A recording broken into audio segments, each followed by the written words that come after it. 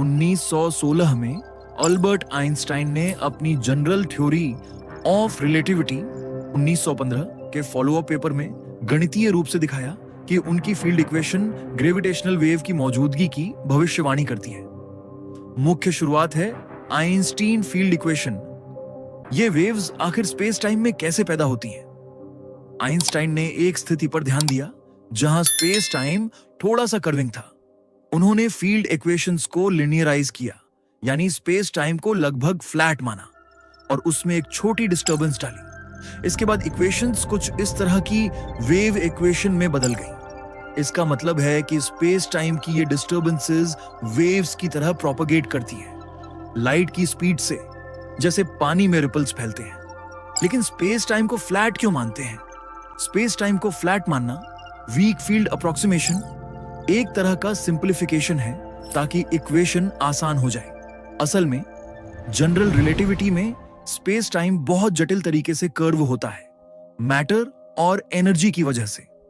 अगर हम हर छोटी सी कर्वेचर को एग्जैक्ट सॉल्व करने जाए तो इक्वेशंस प्रैक्टिकली अनसॉल्वेबल हो जाती हैं। इसलिए आइंस्टाइन ने सोचा, अगर हम ऐसी सिचुएशन लें जहां स्पेस टाइम ज्यादातर फ्लैट है, यानी मिन्कोव्स्की स्पेस जैसा, और सिर्फ थोड़ी सी डिस्टर्बेंस पर्टर्बेशन डाली हो, तो हम full non linear field equations को लिनियराइज कर सकते हैं और इसी सिंप्लीफिकेशन से ग्रेविटेशनल वेव्स निकलकर सामने आती हैं।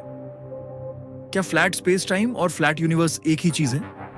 फ्लैट स्पेस टाइम मतलब लोकल लेवल पर ग्रेविटी या कर्वेचर लगभग शून्य है, यानी स्पेस टाइम सीधी ग्रिड जैसा बिहेव करता है। फ्लैट यूनिवर्स मतलब पूरे ब्रह्मांड की ज्योमेट्री बड़े पैमाने पर यूक्लिडियन सीधी है।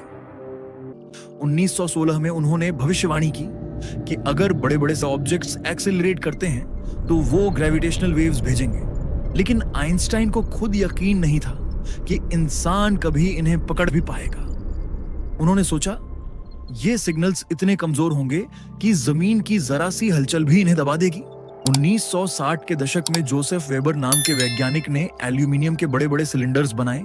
सोचा शायद उनसे ग्रेविटेशनल वेव्स पकड़ लेंगे। पहले उन्होंने दावा भी किया कि उन्हें सिग्नल मिला है, पर बाद में पता चला वो गलत था। लेकिन वेबर की मेहनत ने अगले साइंटिस्ट्स के लिए रास्ता खोल दिया। 20वीं सदी के आखिरी हिस्से में रेनर वाइज, किप थॉर्न और बैरी बैरिश आए, जिन्होंने एक नई सोच रखी। किलोमीटर लंबी टनल्स में लेजर्स का इस्तेमाल करेंगे और वेव्स के असर को नापेंगे, जो एक प्रोटॉन से भी छोटा होगा।